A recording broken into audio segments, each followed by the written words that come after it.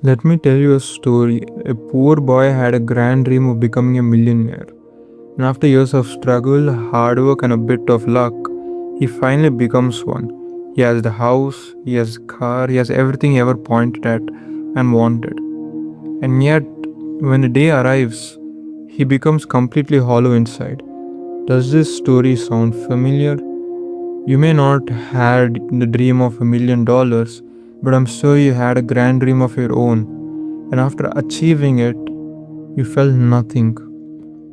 The natural question is why this happens. And the Stoic philosopher named Seneca gave a solution to the exact problem 2000 years ago. So let's start, shall we?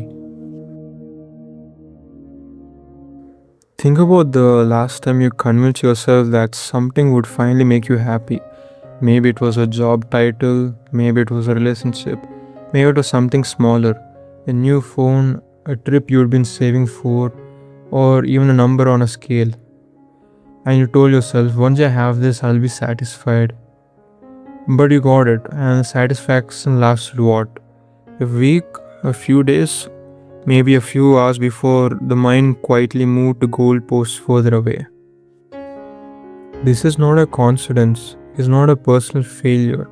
It is a natural consequence of looking outward for something that can only be found inward. We think it is the external circumstances that need to change. We tell ourselves, as long as I have this much money or this promotion, life will be finally set. But the bar keeps moving, no amount is ever enough. And Seneca understood this with devastating clarity. As he wrote, I quote, a bad mind turns everything into bad, even the things that arrive looking excellent. End quote. Think about what that means. It means the problem was never the thing you were chasing. The problem was the mind doing the chasing. A person with a stable, grateful mind can find richness in eating 3 meals a day or waking up alive to a new morning. A person with an unstable, grasping mind can have a mansion and feel like a prisoner inside it. The quality or quantity of what you possess is irrelevant. The mind is the filter through which everything passes. Fix the filter and the world looks different. Leave it dirty and even the most excellent things turn grey. But there is something even worse than chasing externals, and that is worrying about the externals you already have. Imagine you finally get the thing you wanted, the relationship, the job, or the possession. And instead of enjoying it, you spend your time anxious about it.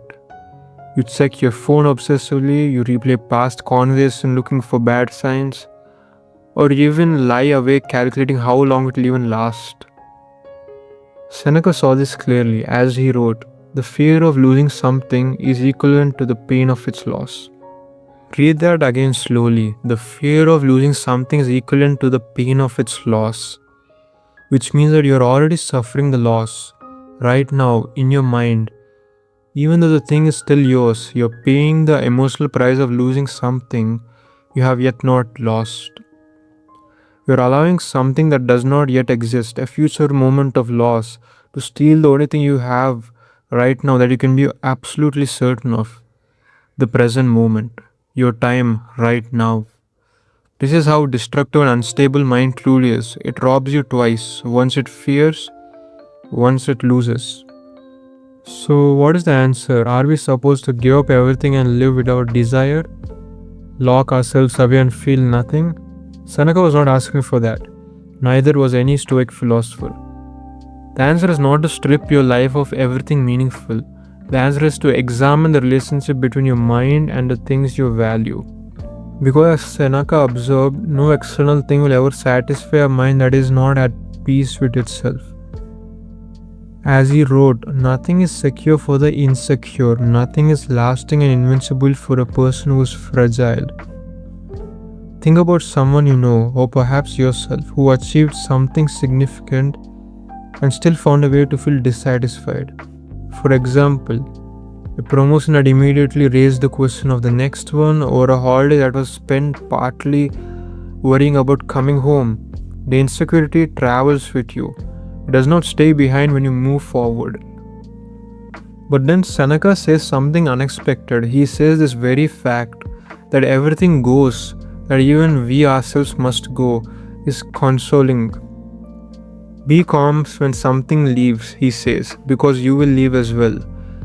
There is something quietly liberating in that. The impediments that frighten us with the same impediments that makes things precious. Nothing lasts, not our possessions, not our circumstances, not even us. And understanding that fully rather than fearing it is the beginning of a stable mind. This is why gratitude is not simply a feel good practice but a philosophical necessity and stoic thought. If everything we can have be taken away, and it can, then every moment of having it is a gift that was never guaranteed. Seneca put it with such elegance.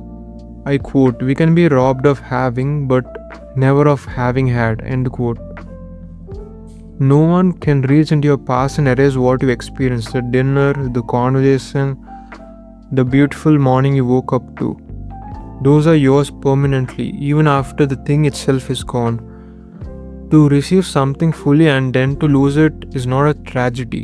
To receive something and never truly notice it, that is the real loss, the ingratitude of it. So, the Stoic position is not one of cold detachment, it is something more nuanced and more difficult. It is the full presence without flinching. Enjoy the meal without needing it to last forever. Value the relationship without making it the condition of your peace. Pursue the goal without attaching your worth to the outcome. Don't indulge it to the point of dependency. Don't avoid it to the point of numbness. Simply observe things as they are, without the so called rose tinted glasses of them. Whether it's temporary, imperfect, be genuinely grateful because they exist as they are. Besides, if something begins, it must end one day. That is not a reason for sadness. According to Seneca, it is a reason to pay attention while it is there.